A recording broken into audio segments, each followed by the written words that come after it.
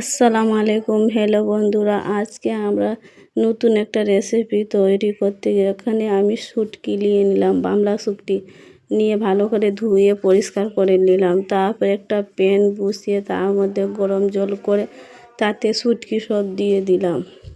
বাংলা শুটকি দিয়ে ভালোভাবে গরম করে নেব। ভালো হয়ে গরম হয়ে সিদ্ধ হয়ে গেছে। তার মধ্যে একটা প্যান বসিয়ে তেল দিয়ে দেব। তেল গরম হয়ে গেলে কুচিয়ে রাখা পেঁয়াজ দিয়ে দেব প্যানের মধ্যে। দিয়ে ভালো করে নাড়াচাড়া করে হালকা লাল করে নেব। ভালো করে লাল হয়ে গেলে বন্ধুরা, আমার নতুন ইউটিউব চ্যানেল, তোমরা আমার ইউটিউব চ্যানেলকে এগিয়ে যেতে সাহায্য করবে। পেঁয়াজটা লাল হয়ে গেছে, তার মধ্যে আলু কুচিয়ে দিয়ে দিলাম। তার মধ্যে শুটকিও দিয়ে দিলাম।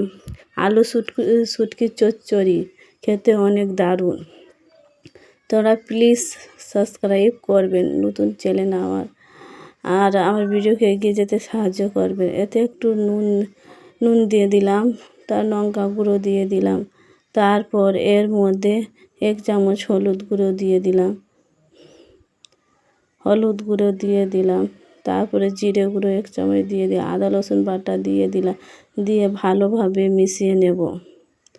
ভালোভাবে মিক্স করে অনেকটা ভাজা ভাজা হয়ে চলে আসবে। ভালো করে ভাজতে হবে, নাহলে একটু গন্ধ মতো কীরকম ছুটবে।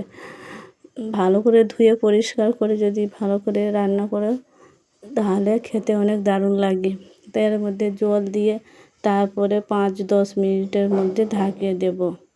5-10 মিনিট পর খুলে দেখালাম, অনেকটা আমার হয়ে চলে আসছে তরকারি। বাংলা আর শুটকি আলু চচ্চড়ি ঠান্ডাতে খেতে অনেক ভালো লাগে। আবার আমাদের বাড়িতে ছিল বলে এই গরমে রান্না করে নিলাম। তোমরাও ট্রাই করবেন, খেতে অনেক দারুণ। আবার সেটা আলু চচ্চড়ি সম্পূর্ণ আমার হয়ে গেছে। দেখো হলো বন্ধুরা, আমার পুরো তৈরি হয়ে গেল। তাদের প্লিজ সাবস্ক্রাইব করবে যাবে।